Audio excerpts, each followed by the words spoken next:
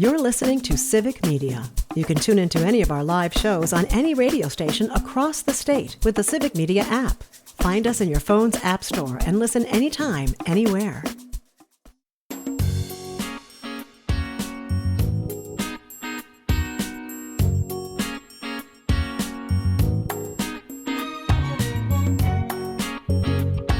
Live across Wisconsin on Civic Media, you're listening to Mornings with Pat Kreitlow, powered by Up North News. Now, from our Lake Wissota studio, here is the founding editor of Up North News, Pat Kreitlow. Hey, good morning. Welcome back. Nice to have you here up north on a Tuesday morning, November 4th, 2025. I'm Pat Kreitlow here in Chippewa Falls. Parker Olson producing things down in Madison Studio A2. We're going to be talking to Emily Berge, candidate for Congress, in just a minute or two here. And then later this hour, Hans Breitenmoser will be along. He's brought a couple of guests that want to talk about a special kind of forest management and using Wisconsin forests as a way to help capture more carbon out of the atmosphere and reduce the impact of climate change. But first, a personal question for Parker, since we have to get up so darn early to do this show. And I noticed that my second cup of coffee is almost gone already, which usually does not happen until the end of the show. Uh-oh. Must be good. But, well, I'm trying to go to bed at the same time, even though I'm really tired because of the time change. But I'm still waking up at my quote-unquote usual time. So, you know, the clock says 3 a.m., but my body's thinking, well, it's 4 o'clock, time to get up. So I've been up since 3 and the coffee's almost gone. Tough. and I got a feeling I'm not the only person who's making that adjustment. I think about people's pets, of course, but then if Sherry were here, she would talk about the cows. Oh, Cows they are not a fan of daylight saving time. First off, because cows can't tell time. wow. That the wristwatch just does not fit. No, it's hard to get your hoof up that close to look at. No. Yeah. And when you're used to eating at the same time, it's not work or getting milked in the case of the cows. They are not happy. So this is a week of adjustment for everybody. Just want to let y'all know you're not alone. And for that reason, I'm going to have to figure out what to do when this coffee's all gone here, but we'll endure together, won't we? I'm sure there's a third cup. Yeah, exactly. So we'll be talking again about forest management coming up, how it relates to a changing climate. We will be talking to James Kelly from our newsroom here in the Chippewa Valley about some of the stories he's following in this part of the state for Civic Media.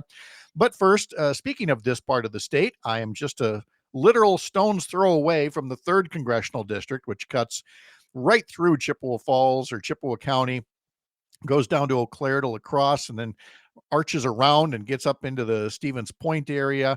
And there are 2 Democrats currently running in the primary looking to unseat the incumbent Republican Derek Van Orden 1 year from now. It's election day in several states around the country, not here, but a year from today. On that first Tuesday in November, people will be going to vote to pick a new governor and perhaps pick a brand new member of Congress. Emily Berge is one of those 2 candidates running the Democratic primary next August. Emily is also the president of the Eau Claire City Council. Emily Berge, good morning. How are you? Good morning, Pat. I was just hearing your chatter about daylight savings. Another population you forgot to mention is children. They also have a hard time with time change. As a mom, that was very difficult when they were young because they still got up at the same time. Oh, yeah. And then you throw Halloween candy into the mix, Yes. depending on what the sugar has done to them one way or another. Exactly. Yeah. It is a week of adjustment. I was looking over at the Facebook page for your campaign. You can learn more at Berge. That's BERGE, BergeForCongress.com or Berge for Congress on Facebook. And I found it rather interesting that one of your latest posts talks about having made more than 125 campaign stops in the district so far, which is a heck of a lot more than the incumbent member of Congress has held in terms of town halls or anything about leaving his basement. Yeah. Yes. Well, I've been my whole focus is on the district and prioritizing the voters. And so you got to show up for people. As elected official right now, I know that's important. I do that as council president, and running for Congress, it's also important because right now with me being everywhere, meeting all the people, that's how I want to serve the district. And I think what I'm doing now, because behavior is consistent, so I want to prove to people that I will always show up for you and be there and listen.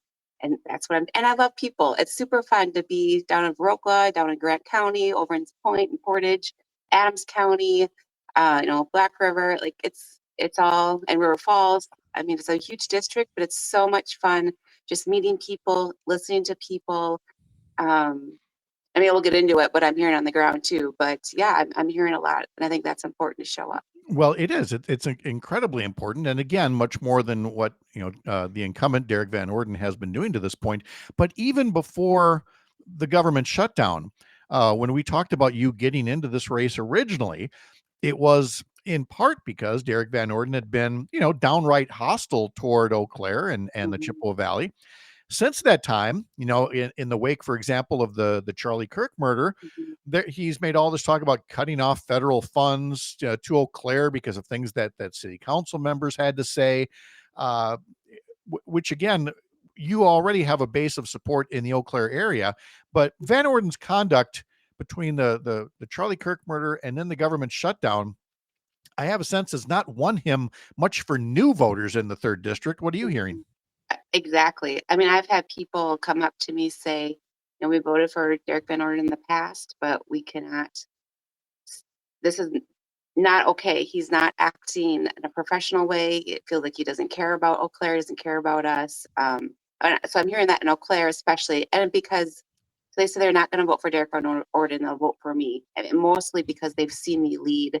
And in these areas where he's come after Eau Claire, they have seen me stand up to him and defend the city. And that's what people want from a leader. They want someone to fight for them. And that's what I'm doing. Now, fighting doesn't mean yelling and blaming. Fighting just means standing firm in your values and standing up for people. But I'm hearing that throughout the district too, not just Eau Claire, that they voted for Eau Claire. A lot of veterans are voted for Derek Van Orden, but they're done with him and they're supporting me. Well, we're certainly seeing that from President Trump as well. People who thought they would give him another chance and did not think that he was going to go as extreme as he did. And there's really nothing much more extreme than shutting down the government as they have. And of course, we can talk about it on a couple of different fronts with Emily Berge, candidate for Congress in the 3rd district. There is the cutoff of SNAP, the arguably illegal cutoff of SNAP and its impact locally. And of course, the whole basis behind the shutdown, and that is Republicans wanting health insurance premiums to skyrocket under the Affordable Care Act. You can take whichever one you want in terms of what you're hearing the most from people about their reaction to the shutdown overall. Oh, it's just so much. I'm hearing so much. We could talk forever on this. So what I'm hearing more actually is healthcare. Well, and SNAP. I mean, it goes back and forth, but I think where people are feeling with SNAP benefits. I mean, I've heard from some people that are directly impacted from those cuts. Guys, remember this is 2 cuts. So this is cuts from the big beautiful bill that Derek Van Orden voted for, which he said he would not cut SNAP benefits. And then now with the shutdown, the November allocation of food benefits will not be coming forth. So I've talked to a few people that are directly impacted by that, but a lot of people are just concerned about our community and people that won't be having food and children will be going hungry. Also, healthcare, I'm hearing more from people that are directly impacted by healthcare. Right now, as I'm going around the district, again, as city council president talking to constituents, people are getting notices in the mail right now that their healthcare is going up 110%, more than 100%, and they don't know how they're going to afford it. And people it's like the sticker shock. And I think some people, maybe if you're super paying attention, you might know it was coming, but a lot of people didn't know this was coming. And people are really concerned, and it just adds to the already anxiety and fear, uncertainty that people have been feeling. We're talking to Emily Berge, who's the president of the Eau Claire City Council and a candidate for Congress here, and learning more about the race and talking about the government shutdown and the impact as well. As we mentioned, there are 2 Democrats in the race, including Rebecca Cook, who was the nominee last time around and is running again. I was surprised to see an endorsement come down from Senator Tammy Baldwin for Rebecca Cook. She's had other people from outside the state come in and endorse her and campaign for her. So, we'd obviously have to say what your reaction was to the endorsement and to the people who have been endorsing your campaign so far. Well, I'm very, very proud of all of my in-district. All of my support has come from, and endorsements have come from people who live in the district who can vote in this election. That's been my priority. I'm the local candidate as a local government leader, and I'm really focusing on the local folks in the 3rd Congressional District. So yeah, I have endorsements from elected leaders throughout the district. The La Crosse County Board Chair. I have this Stevens Point Mayor has endorsed me. I have most of the city council here in Eau Claire. I have the county board members here in Eau Claire, Chippewa, Dunn. I have elected leaders and just community leaders who are endorsing me. And these are the people who vote in the district and who have direct connections with people in the district. So my focus is in the district because that's who I'm serving. That's who I will serve. That's whose policies, that's who I'm connected with. When I'm in Congress making policies and deciding what's best, I need to be connected to the people in district. And I will always prioritize the people in the district over interest, over the establishment even, and over big money. We are talking to Emily Berge. She's a candidate for Congress. You can learn more at bergeforcongress.com or Berge for Congress on Facebook, and Berge is Berge. And in running this race, how much of it is reflective of Derrick Van Orden and or local concerns, or how much of it do you feel like is out of your control, and the whole midterms next year are going to be a referendum on Donald Trump and his presidency? My kind of life model, and as a counselor, therapist, this is what I tell people, is to put energy into what you can control. And so that's where how my brain works then, is like, okay, what can I control? And I'm going to put energy into that. And I think we have a lot we can control. That's why I'm running, because I'm standing up for the people in the 3rd Congressional District. I've done that for Eau Claire, the community, as past president of the League of Wisconsin Municipalities. I've stood up for cities, small through large, in DC already. And so I have that experience, and I can stand up and go against Derrick Van Orden, and we can flip the seat. People are fired up right now in the district. There's a lot of fear, a lot of anxiety. People come up to me with tears in their eyes, and I feel that. And people are ready to work, and they're asking me how they can help. What can we do? And so I think we have a lot of control. This seat is flippable. I mean, Derrick Van Orden, even before the last election, he underperformed 5 points in a mock-up, and he still won. So this seat is flippable, and we can do this. Emily, when you talk about people with tears in their eyes, I can absolutely vouch for that. I hadn't told the story yet this morning I was running errands yesterday, and how a clerk very tearfully told me about her son in the military who is on furlough. And by being on furlough, it means he won't get back pay. A lot of federal employees will get back pay when this is all over. He will not, and can't make the house payments and the daycare bills. And as aging parents, now they're having to support somebody who served in Iraq. That's the amazing part about this, and that somebody like Derrick Van Orden is in support of that. Emily Berge is our guest. She is the president of the Eau Claire City Council. She is a candidate for Congress. And again, her website is bergeforcongress.com, Berge for Congress on Facebook as well. Quick sports note before we go to break. The Wisconsin Badger men's basketball team won their season opener over Campbell University 96-64, and the Milwaukee Bucks got a buzzer beater from Giannis to beat the Indiana Pacers 117-115. From the heart of America's up north, live from Lake Wissota, thanks for making this the place to spend part of your mornings. I'm Pat Kreitlow. This is the Civic Media Radio Network.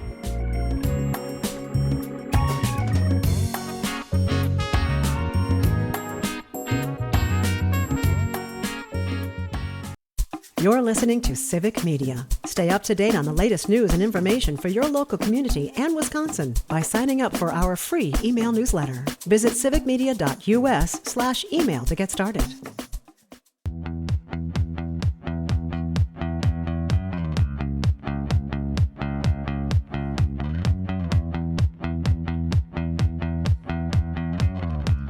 Remember, you can sign up for our daily newsletter at upnorthnewswi.com, upnorthnewswi.com for our weekday newsletter and our Sunday morning political newsletter that includes a link to the stories that Selena Heller and I have done about the cutoff of SNAP food aid to families as part of the government shutdown. Again, upnorthnewswi.com. This is normally the spot where you hear Dan Hagan from Newswatch 12, and you will. He's right here. But we're also continuing our conversation with Emily Berge, City Council President in Eau Claire and a candidate for Congress. Dan, good morning to you. Good morning, Pat. How are you? I'm good, thanks. We're going to find out more about what you're following in the Rhinelander area, but first I want you to join me just for our final couple of minutes here with Emily Berge running for Congress. And Emily, like we've said, you're also City Council President in Eau Claire. And I feel like the last time we talked about city council matters and city matters in Eau Claire was because a couple of members of the council were being targeted by Derek Van Orden for having the gall to express an opinion or to state anything about Charlie Kirk. Hopefully that's behind us now, but what are some of the other matters that you're following from a local level?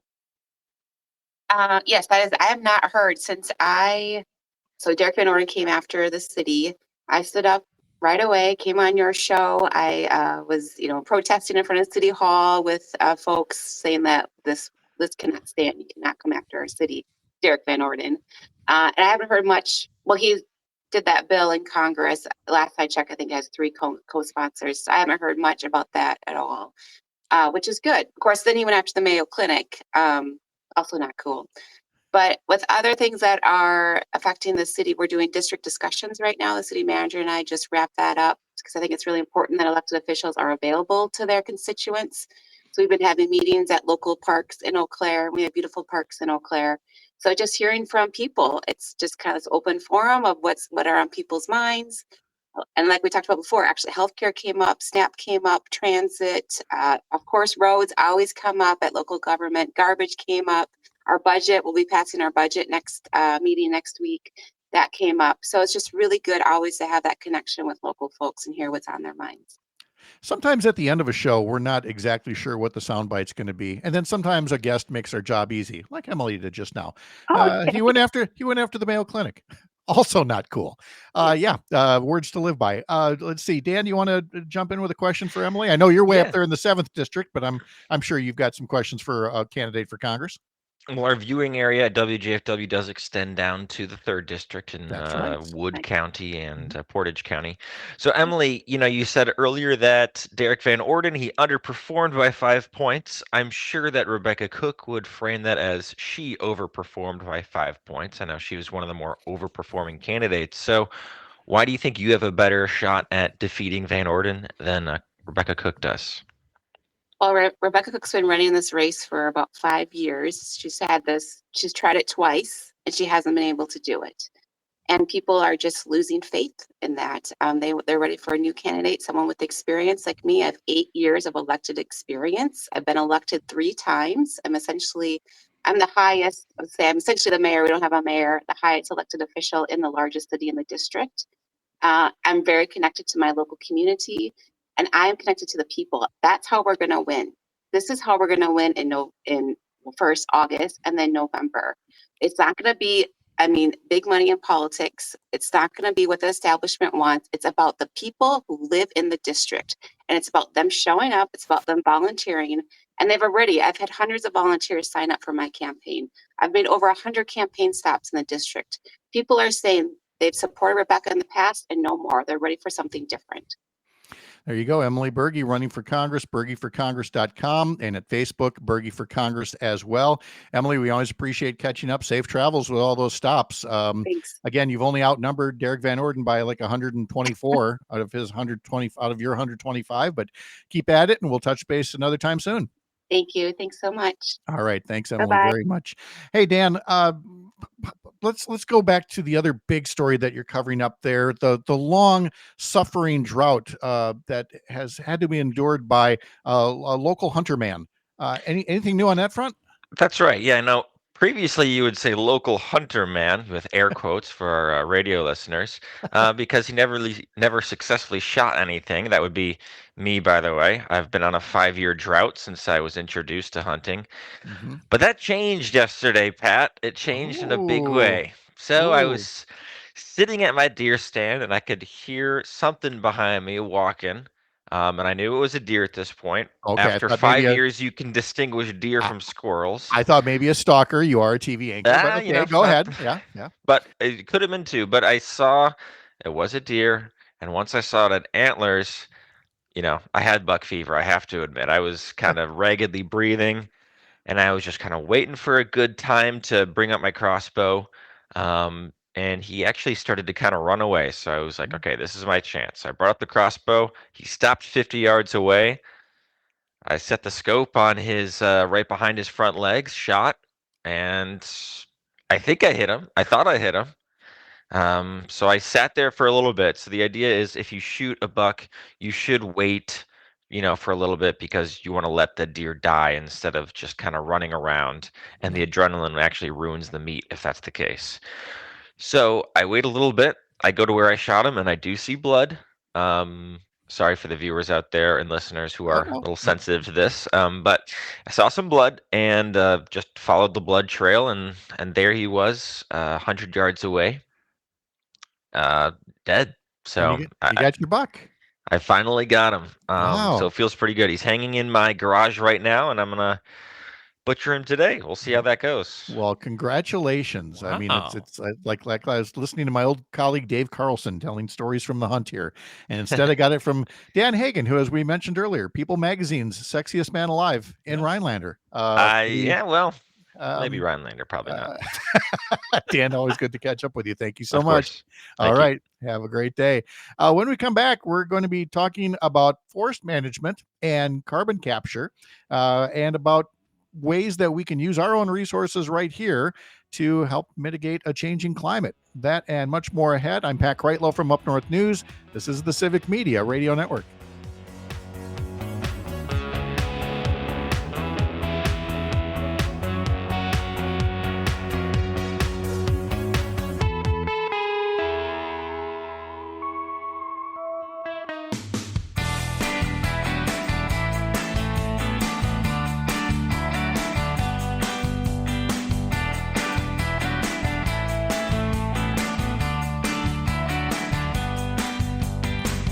Welcome back. Tomorrow on the program, we will have our regular monthly visit with Congressman Mark Pocan to tell us more about the government shutdown and whether there's any progress being made. We'll talk to the congressman about that. That's also the subject of a conversation in our next hour with Cam Stevenson from Courier Newsroom, live from Capitol Hill, joining us on these mornings powered by Up North News on the Civic Media Radio Network. A time to check in with Hans Breitenmoser, dairy farmer from up in the Merrill area, where that has occasionally been the coldest spot in the state these past few days. You've definitely felt the change of seasons.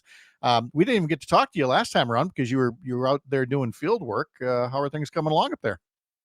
Pretty good. We've got our corn combined, beans are combined. We've got a bunch of manure to haul yet and a bunch of fall tillage to do, but we're in pretty good shape. I was going to say they have not been bad conditions here. So, and we may talk more about this in a couple of weeks, but I know you were in Washington, D.C. What would be the quick overview of what you got out of that? Yeah. So I was out in D.C. and to help lobby with ABIC, American Business Immigration Coalition, talking to our legislators and their staffs about the importance of immigrant labor and how we just cannot farm without folks who come from different countries to come and do a lot of the work in this country with labor and with agriculture and with hospitality and nursing and all sorts of things. So sounds like the kind of thing that should not be a partisan thing, and people should be able to come together and find solutions. Same goes with the climate. Whoever thought it would be a partisan political issue, and yet it is.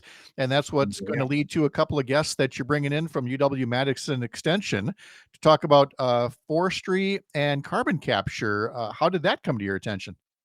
Well, good old farm technology days. I was walking around and bumped into these guys and learned more about what they do.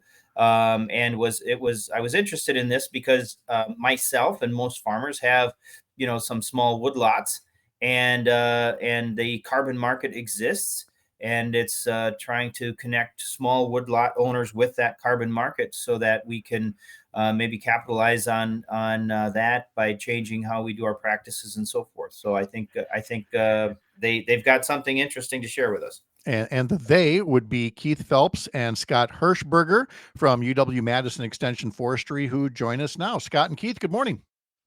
Good morning. Nice to have you both here. You guys are going to be helping put on a webinar about this, about the Family Forest Carbon Program. You can learn more about it. You're going to need a pencil here. We'll put it in the show notes as well.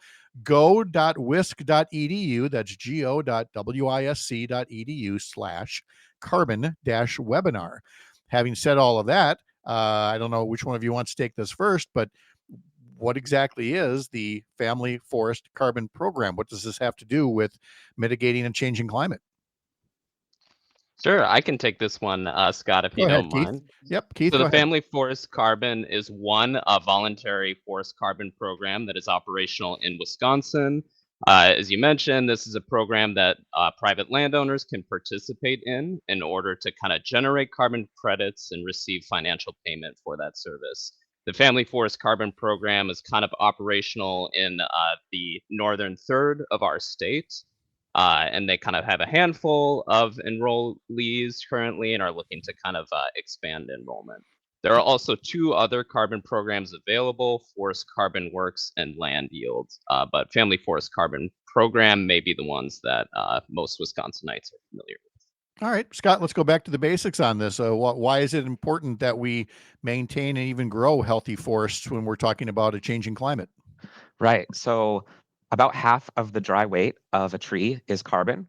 And so forests are constantly absorbing carbon dioxide from the atmosphere as they're growing through photosynthesis and storing that carbon in their trunks, their branches, their roots, and in the soil as well. And so maintaining healthy forests is a really important way to draw that extra carbon dioxide that we've emitted as a species from the atmosphere. So currently, our forests in the United States are sequestering or absorbing about 10 to 15% of our annual greenhouse gas emissions. And so we really want to maintain that or potentially even increase that percentage. And so these forest carbon programs are basically a way to try to create financial incentives for landowners to manage their forests with carbon in mind. I do want to emphasize that it's totally possible for a landowner to focus on carbon in their management strategies without being enrolled in a program. This is just one option of a way to do it. So the basic idea is that companies or other organizations are trying to reduce the amount of carbon emissions that they're responsible for in their operations. And if they have some emissions that are really hard to reduce, one thing they can do is they can pay the forest carbon company, who then in turn pays the landowner, to implement these carbon management strategies on their land. And then the company can basically take credit for those reduced emissions and meet their emissions goals. So it's kind of this market-based solution to mitigating climate change. And Keith, that's the part that I want to get into with you, is this notion that there are industries that would essentially, purchase these credits, and, a critic would jump right on that and say, well, that's just a convenient way for a factory to throw money at the problem and continue polluting the atmosphere. The distinction here is on industries that are where it's very challenging to decarbonize. And those are things, I don't know if you have particular examples that you could share of where this program would really add value. Sure. So we are aware, kind of like on this question, there are kind of 2 current market systems that are operational. There is a compliance market. So this is more of a government regulation market that sets emission limits for certain industries. So that could be methane gas producers, say electric utilities. Wisconsin does have forest land enrolled in some of those heavy polluting industries, but these are typically forest lands that are not in private ownership, some more kind of industrial-based forest lands. The voluntary carbon markets, these are more kind of non-government stakeholders for people generating carbon credits. So companies kind of participate in these voluntary carbon markets. That's where landowners kind of are seeing most of their enrollment and engagement with. So I think as a landowner, it's kind of important to think about, if you are interested in one of these forest carbon programs, what are the companies that the forest carbon program itself is engaged in? Who do they buy and sell credits to? Kind of doing your due diligence as a landowner to kind of understand what organizations are behind the generation of carbon credits is always a good protocol. That is Keith Phelps with UW-Madison Extension Forestry and Scott Hirschberger from UW-Madison Extension Forestry talking about a forest carbon program. And Hans, I don't know how much of this is in your wheelhouse, but I mean, we certainly talk a lot about, the Conservation Reserve Program and all of the other areas that are designed to help reward good land stewardship. So is this like just another tool in the toolbox that encourages setting aside certain lands? Is it a way of getting even more bang for your buck? I don't know if you can double enroll in both a conservation program and a carbon management program, but it clearly caught your ear. Yeah. Well, and it caught my ear because I am concerned about the climate. I mean, I live and die by the weather forecast, and we know what we've seen this change over the past 50 years, in my lifetime here on the same exact farm. So it is an urgent concern. But when you break it down into more of a local economic thing, I think that it's those of us who are out on the land, whether we own forest land or cropland, who are going to be the engines of mitigating the climate emissions and so forth with forest land, with cover crops and so forth. This is something that we can do out in the countryside. And as industries, understand their roles and their responsibility, it is the case that some of them are having a hard time lowering those emissions as quickly as they'd like. But my research suggests that most of these companies are trying to do something above and beyond, but in addition to, they're paying for these carbon credits. So it's a way that that we can really do some good, do well by doing good, and having those dollars come into rural areas where they're desperately needed. And you lay that on top of the fact that we've had paper mill closures like Wisconsin Rapids and so forth. So the economy has changed in the paper industry, and that's going to kind of drive how we manage our forest lands as well. So if we small forest lot owners can manage to extract some income by changing our management slightly of these forest lands, I think it's a win-win. And the other thing I'd like to point out, if I could real quick, is that sure, I feel like the UW is a good resource for us anyways. But this is one of those arenas where I really appreciate their presence, because the carbon market is the Wild West right now. And my hope is that it gets regulated and settled down so that they're, it's easier for people to connect the dots. Nobody wants to leave any money on the table. Nobody wants to get screwed over by some fly-by-night outfit. And so it's nice to be able to have somebody who doesn't have any particular skin right in the game to be able to help out and say, yeah, this makes sense. This might not be a good deal. Here's what the market is doing. Just some advice from somebody who can give that sort of referee perspective. Right. Well, I mean, that always has been the magic of what we have in Wisconsin with the UW extension. It is the Wisconsin idea in action, rather than waiting on, some corporation to come tell you what they think is best for you. So there will be this webinar. And again, the web address is go.wisc.edu/carbon-webinar. So for folks who sign up, it is free. So Keith, is it basically just for landowners, or can any other schmuck like me, tune in and learn more about the issue?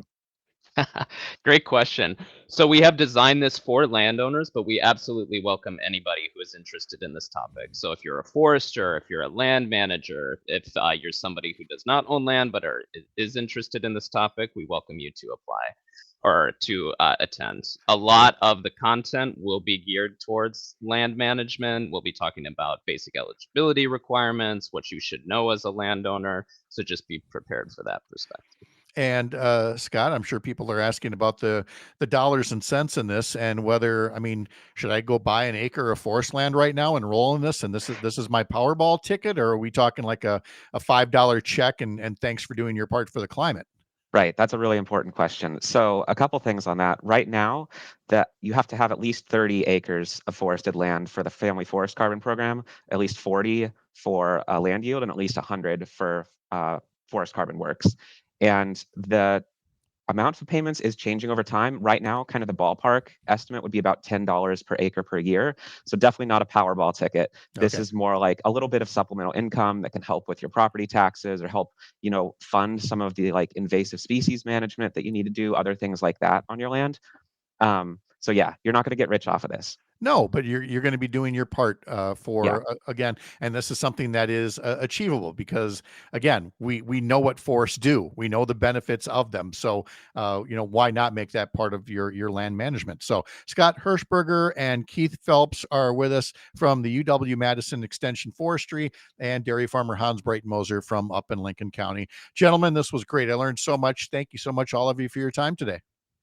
Thank you. It was our pleasure. All right. Good to see you all. Hans, we'll see you in a couple of weeks here, and we'll talk more about your trip to DC. And I think we're going to get into Christmas tree farms around Wisconsin as well in a couple of weeks here. All right. Still ahead, we're going to be talking to Dan Schaefer from the Recombobulation area, Civic Media's political editor, and live from Washington, D.C., Cam Stevenson from Courier Newsroom with his Below the Beltway newsletter update. I'm Pat Kreitlow. This is the Civic Media Radio Network.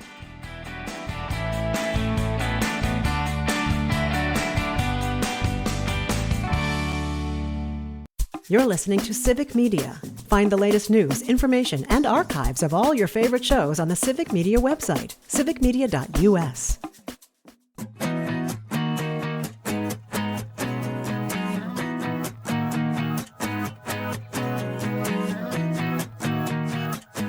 All right, we've got a focus on the Chippewa Valley again in this segment. We talked to Eau Claire City Council President Emily Berge a half hour ago, and now we've got James Kelly here from Chippewa Falls in our Civic Media newsroom to talk about the stories that he's following. You can follow James at 93.5 The Tap. That's WCFW HD2 in the Chippewa Valley, or on the Civic Media app, or thetap.fm is the webpage where you'll get his current headlines, weather, upcoming local live sports, and all of that. James, good morning. How are you? Good morning. Chippewa Valley Hour. I love it. It is. It's we excel in our hometown radio roots right here. There. Thank you very much. So we were talking to Emily Berge about the shutdown, about SNAP being cut off. We've certainly heard from State Senator Jeff Smith and Assembly Rep Jody Emerson through Selena Heller's report yesterday that there are a whole lot of people, they may, whatever they're feeling on the shutdown, they're not just reacting verbally, they're taking action. They're actually doing things that would help their neighbors. And you're seeing some of that, right here in our backyard. Yeah, there's a lot of food drives going on now, even in smaller places where they're maybe not as advertised as they were. Over the weekend, I was at the Democratic Resource Center for a campaign event with Rebecca Cook and Jody Emerson, and even they were doing a little food drive there, just people coming in, dropping off some canned goods. But we have a lot of food drives going on in the area as people are kind of struggling with access to food with the SNAP issues going on at the federal government. You got Lance's Fresh Market in Altoona doing a food drive. Western Dairyland is actually doing one for Head Start programs. Head Start programs are another field that are facing sort of issues with the federal government shutdown right now. The Menominee Market Food Co-op is doing a food drive, and Hy-Vee is actually providing some free kids meals right now. So a lot of different places where residents can get some food assistance if they need it right now while these larger issues get worked out. That's right. And we also mentioned the Hy-Vee one in our daily newsletter at Up North News. You can sign up for that over at upnorthnewswi.com. There's also a transmission line project that's being proposed in western Wisconsin. What's the latest on that? Yeah, so the Public Service Commission of Wisconsin approved the Route 2 plan for this. There were two proposed routes for the plan. One of them would have cost about $670 million. This is the cheaper one at $483 roughly million. It's going to take a couple years to get this project up and running. Construction's scheduled to start in 2027 right now.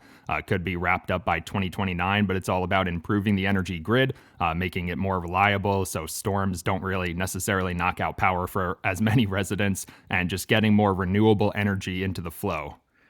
That's interesting. That's quite a price difference. It's almost like 30% less for that. I kind of wonder what the difference is in the routes and what they would have done or wouldn't have done with that more expensive version, because there's always somebody they may appreciate the grid being expanded, but not necessarily, through their neck of the woods. So I'm sure we'll be hearing more about that as the project comes to fruition. Then, of course, you've got projects that are much more local, like street projects, and something that's happening in Eau Claire right now for some of the, Farwell Street they're working on downtown?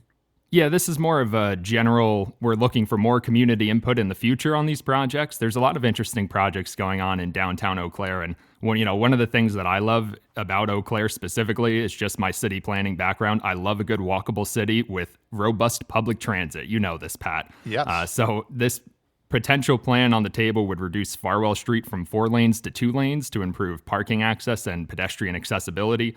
There's a project to kind of revamp part of the Chippewa River State Trail down there as well. And they're really just looking for more community input overall as these projects go on. We know that project over on Farwell Street for the new transit center has had that single lane closure there since I moved to Wisconsin. It's been there the entire time I've been there. So it's a bit of a hassle for residents, and the city wants to get more input on these projects ahead of time so they can kind of talk out these issues that are going to be faced due to construction. I almost feel like the long time that it took for the transit center downtown with that 1 lane closure was almost like a rehearsal for taking that busy downtown street where you find City Hall and places like that and narrowing it to 2 lanes. But keep in mind that the other main street there, Barstow, that's been, a 2-laner for forever.